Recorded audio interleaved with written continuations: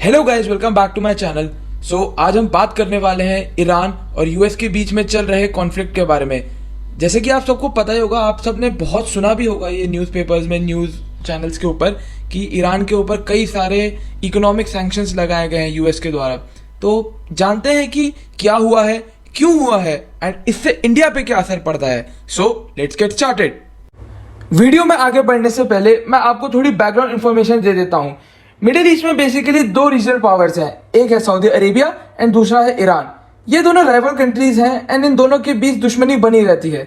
हालांकि ये दोनों कंट्रीज एक दूसरे से कभी डायरेक्टली वॉर पे नहीं गई, लेकिन मिडिल ईस्ट में जितनी भी कॉन्फ्लिक्ट्स होते हैं एंड लड़ाइयाँ होती हैं बाकी कंट्रीज में, उन्हें ये यूज करते हैं एंड एक दूसरे से प्रॉक्सी वॉर में रहते हैं। प्रॉक्सी वॉर का मतलब है कि दो कंट्रीज एक दूसरे से डायरेक्टली नहीं लड़ रही, बल्कि किसी थर्ड कंट्री के इशू को लेकर इनडायरेक्टली एक दूसरे से लड़ रहे हैं। जैसे कि इराक, येमेन एंड सीरिया में जो प्रॉक्सी वॉर चल रही है ईरान एंड सऊदी अरेबिया के बीच में। अब इसमें होता क्या है, बेसिकली एक तरफ गवर्नमेंट होती है एंड गवर्नमेंट को अपोज करने वाले रेबल्स होते हैं। तो सऊदी अरेबिया एक तरफ गवर्नमेंट को सपोर्ट करेगा, उसको फंड्स प्रोवाइड करेगा, वेपन सप्लाई करेगा, एंड दूसरी तरफ जो रेबल्स हैं उनको सपोर्ट मिलता है यहाँ पे ईरान के द्वारा। उनको ईरान यहाँ पे वेपन्स देगा, फंड सप्लाई करेगा।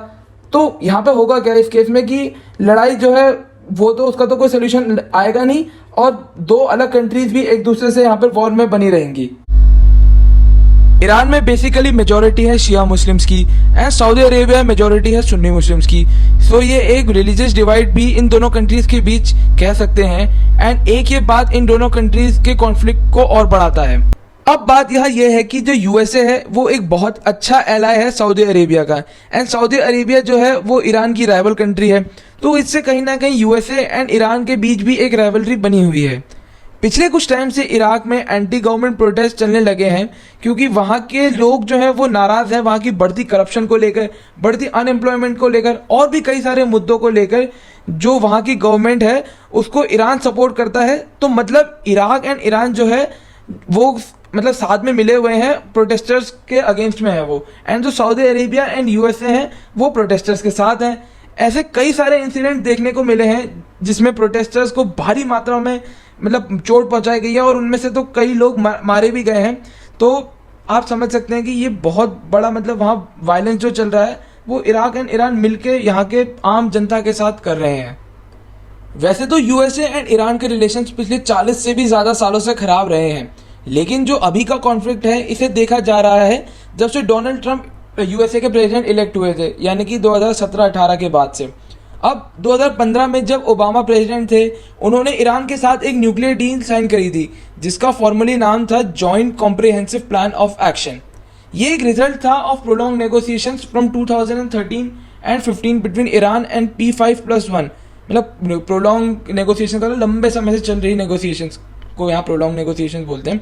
एंड P5 का मतलब है permanent members of the United nation security council, और इसमें एक और कंट्री था। आपको 5 परमानेंट मेंबर्स तो पता ही होंगे, USA, China, France, Russia and UK, और जो एक कंट्री था वो एक एडिशनल वो था जर्मनी।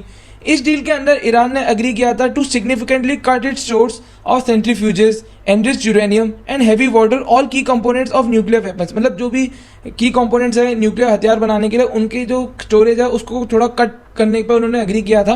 एंड इन्होंने यहाँ पे ये भी एग्री किया था कि ये inspectors from international atomic energy agency को अलाउ करेंगे अपनी न्यूक्लियर साइट्स को इंस्पेक्ट करने के लिए, टू इंश्योर ईरान कोई न्यूक्लियर वेपन सीक्रेटली नहीं बना रहा है। एंड इसी एग्रीमेंट के चलते जो वेस्टर्न कंट्री में, जिसमें सबसे बड़ा हाथ यहाँ पे यूएसए का, उसने इनके ऊपर लगे सैंक्शंस को लिफ्ट किया था। Today, after 2 years of negotiations, the United States, together with our international partners, has achieved something that decades of animosity has not: a comprehensive long-term deal with Iran that will prevent it from obtaining a nuclear weapon. This deal demonstrates that American diplomacy can bring about real and meaningful change that makes our country and the world safer and more secure. अब suddenly मई 2018 में Donald Trump ने इस nuclear deal से back of कर लिया and कहा कि US अब इस डील में पार्टिसिपेट नहीं करेगा। I am announcing today that the United States will withdraw from the Iran nuclear deal. In a few moments, I will sign a presidential memorandum to begin reinstating U.S. nuclear sanctions on the Iranian regime.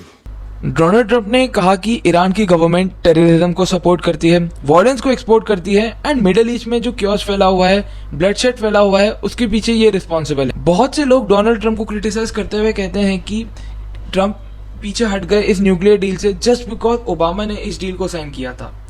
Trump out of jealousy उल्टा करना चाहते थे जो Obama ने किया, इसलिए उन्होंने Iran से दोबारा से दुश्मनी बनानी शुरू कर दी एंड इकोनॉमिक सैंक्शंस लगा दिए एंड यही रीज़न है कि आज ईरान FATF की ब्लैक लिस्ट में है। एंड उसके बाद से दोनों कंट्रीज़ के बीच टेंशन बढ़ती रही, जैसे कि सितंबर 2019 को सऊदी अरेबिया के एक ऑयल टैंकर पर हमला किया गया एंड US उसे क्लेम करता है कि ये ईरान के द्वारा कराया गया एक हमला है। दूसरा, जून 2019 में US का एक ड्रोन जा रहा था एंड ईरान ने उसे शूट कर दिया, ये कहकर कि वह ईरानियन टेरिटरी में घूम रहा था, लेकिन US कहता है कि वो इंटरनेशनल टेरिटरी में था। अब 8 अप्रैल 2019 को डोनाल्ड ट्रंप ने एक बहुत बड़ा डिसीजन लिया जिसमें उन्होंने ईरानियन मिलिट्री की एक ब्रांच जिसका नाम है इस्लामिक रेवोल्यूशनरी गार्ड कॉर्प्स, इसे एक फॉरेन टेररिस्ट ऑर्गेनाइजेशन करार दिया।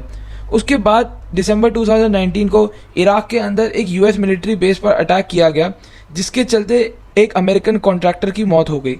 USA ने इसे कहा कि ये ईरान की आर्मी के एक जनरल सुलेमान के थ्रू कराया गया एंड वही इसके पीछे रिस्पॉन्सिबल हैं। एंड उसके बाद US ने रिटेलिएट किया एक Iranian militia organisation weapon centre पर एयर स्ट्राइक्स कंडक्ट करके, जिसमें 25 से भी ज़्यादा लोग मारे गए। इसके भी रिटेलिएशन में इराक ने प्रेजेंट US एम्बेसी में एक प्रो ईरानियन मॉब ने अटैक किया 31 दिसंबर 2019 को। हालांकि इसमें कोई कैजुअलिटीज या किसी को सीरियस इंजरीज नहीं आई, पर डोनाल्ड ट्रंप ने ट्वीट करके एक धमकी यहाँ दे दी। अब 3 जनवरी 2020 को अमेरिका ने ड्रोन स्ट्राइक्स करके ईरान के टॉप जनरल सुलेमान को मार दिया। जनरल सुलेमान ईरान के अंदर क्वाड्स फोर्स के मेजर जनरल थे, one of the top most level के आदमी थे ईरान के अंदर। ईरान में जो ईरानियन रेवोल्यूशनरी गार्ड फोर्स थी उसकी elite of the elite forces होती है ये quartz force.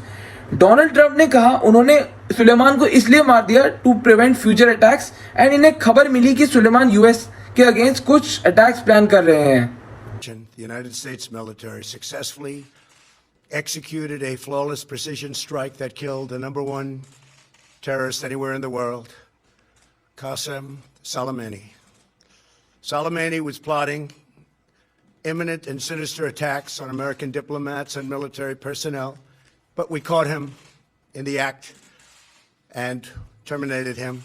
Under my leadership, America's policy is unambiguous to terrorists who harm or intend to harm any American. कुछ US ऑफिशियल्स का मानना है कि जब इराक वॉर चल रही थी तब जनरल सुलेमान वेपन सप्लाई करते थे वहां प्रेजेंट टेररिस्टों को, लेकिन ईरान इस चीज़ को डिनाई करता है। इनफैक्ट जनरल सुलेमान को ईरान के अंदर एक नेशनल हीरो की तरह देखा जाता है बिकॉज उन्होंने हेल्प करी थी ISIS के अगेंस्ट फाइट करने में एंड ईरानियन बॉर्डर्स को सिक्योर करने में। तो आप यहाँ पे देख सकते हैं कि एक ही आदमी को लेकर दो अलग विचारधाराएं हैं दो अलग देशों में। जहाँ USA के अंदर इन्हें टेररिस्ट घोषित किया हुआ है, वहीं ईरान के अंदर इन्हें एक नेशनल हीरो की तरह देखा जाता है। बहुत से लोग यहाँ ट्रंप को अक्यूज करते हैं कि वो बेवजह ईरान से दुश्मनी कर रहे हैं ताकि वो अपनी पॉपुलैरिटी को इंक्रीज कर सके in order to win elections, but as we all know Trump last year elections हार गए। और यहाँ डोनाल्ड ट्रंप की हिपोक्रेसी भी दिखती है बिकॉज 2013 में उन्होंने एक ट्वीट किया, I predict that President Obama will at some point attack Iran in order to save face. फिर उन्होंने ट्वीट किया सेम ईयर में, remember what I previously said, Obama will someday attack Iran in order to show how tough he is. अब same चीज़ लोग Donald Trump के लिए बोलने लगे हैं कि डोनाल्ड ट्रंप ईरान के ऊपर अटैक करवाकर अपनी इमेज बचाने के लिए उन्होंने ये सब किया। ये सिचुएशन काफ़ी सिमिलर है जब जॉर्ज बुश ने इराक पर वॉर डिक्लेयर करी थी एंड सद्दाम हुसैन को मार डाला था। और इसी एक डिसीजन की वजह से अमेरिका की आप कह सकते हैं कई सालों तक, और इनफैक्ट कई सालों तक क्या आज तक हम बोलेंगे कि काफ़ी उनकी क्रिटिसाइज किया जाता है कि वो कभी ऑयल के लिए, कभी पीस मेंटेन करने के लिए मिडल ईस्ट के अंदर अपने फ़ायदों के लिए बेसिकली वो दुनिया भर में लड़ाइयाँ करवाता है, जिससे कि कई देशों के कई नुकसान होते हैं। इस एयर स्ट्राइक के बाद ईरानियन गवर्नमेंट ने कहा कि वो पूरी तरह से रिटेलिएट करेंगे, लेकिन वो एक आम अमेरिकन को इसके लिए रिस्पॉन्सिबल नहीं मानते।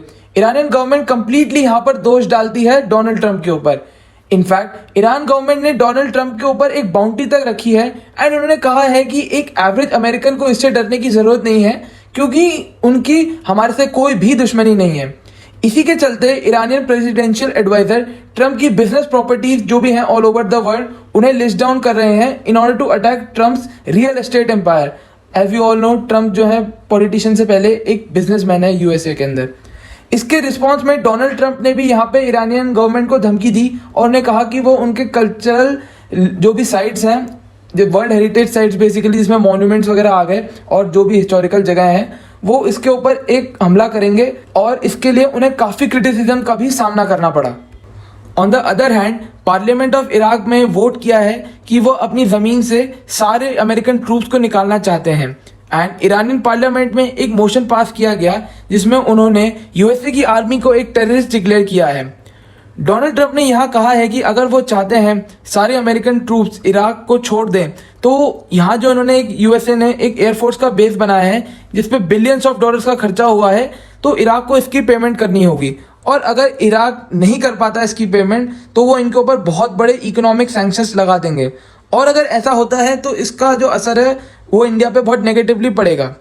अब जो करंट प्रेसिडेंट हैं यूएसए के जो बाइडन, उन्होंने रिसेंटली अभी कहा कि जो पिछले प्रेसिडेंट ने यानी कि डोनाल्ड ट्रंप ने इनके ऊपर से जो मतलब सैंक्शंस तो लगे साथ में जो न्यूक्लियर डील जो मेन डील थी उससे जो बैक ऑफ कर लिया, वो एक बहुत ही मतलब जाइगेंटिक ब्लंडर उन्होंने इसको कहा और उन्होंने कहा कि इस डील के चलते कम से कम वो यूएसए जो है चेक बैक तो रख सकता था ईरान के ऊपर और न्यूक्लियर वेपन्स के मतलब जो वो बनाते हैं अपने देश के अंदर उनकी फैक्ट्रीज के अंदर उन पे नज़र रखने का यहाँ पे इस डील के थ्रू हो सकता था और उससे न्यूक्लियर वेपन्स भी कम बनते और आतंकवाद जो ये एक्सपोर्ट करते हैं वो भी कम फैलता।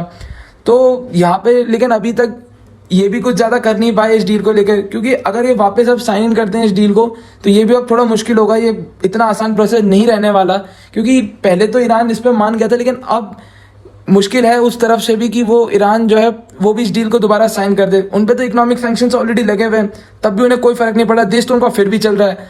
तो अभी थोड़ा मुश्किल है यहाँ पे ये कह पाना कि अब अमेरिका यहाँ पे क्या करेगा और बहुत बड़ा चैलेंज है यहाँ पे जो बाइडन के सामने कि वो कैसे इस सिचुएशन को टैकल करेंगे। Only worse than the Iran that exists now with Iran with nuclear weapons.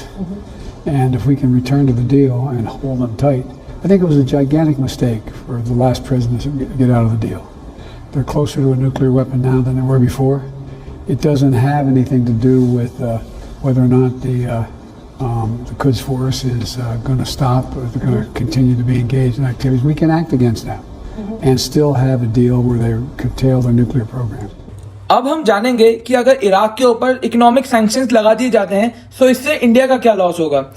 Iraq से जो है बहुत भारी मात्रा में ऑयल सप्लाई होता है इंडिया को एंड इराक जो है नंबर 1 ऑयल सप्लायर है इंडिया का। तो अगर यूएसए यहाँ पर सैंक्शंस डिक्लेयर कर देता है इराक के ऊपर तो यूएसए फोर्स करेगा अपने एलाइज को जैसे कि इंडिया को कि वो इराक से ऑयल इंपोर्ट करना बंद कर दे एंड इस केस में फिर जो है इंडिया को किसी दूसरे कंट्री की तरफ अपना रुख करना पड़ेगा और वहाँ से फिर ऑयल खरीदना इंडिया को एक्सपेंसिव पड़ेगा और यहाँ पे कंट्री के अंदर हमारे देश के अंदर फिर ऑयल के प्राइसेस बढ़ जाएंगे जिसकी वजह से एक बहुत ही नेगेटिव इम्पैक्ट पड़ेगा हमारी इकोनॉमी के ऊपर।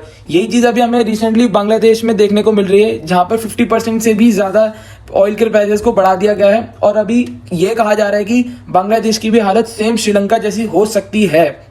तो आप इसका अंदाजा लगा सकते हैं। एंड जब जनरल सुलेमानी को यहाँ पे मारा गया था अमेरिका के द्वारा तो इंडिया का जो स्टॉक मार्केट है वो बहुत बुरी उस पर इम्पैक्ट पड़ी थी एंड इन्वेस्टर ने 3 लाख करोड़ तक अपने पैसे यहाँ पे गंवाए थे।